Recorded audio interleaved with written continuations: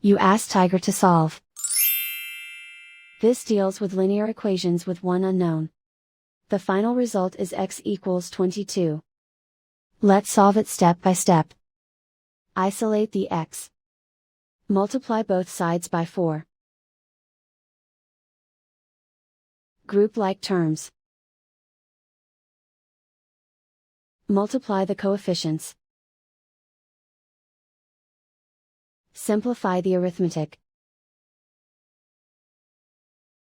Multiply the fractions.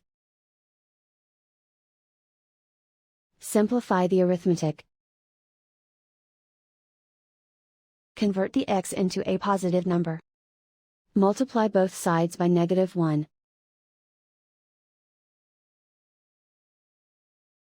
Remove the ones. Simplify the arithmetic. And so the final result is x equals 22.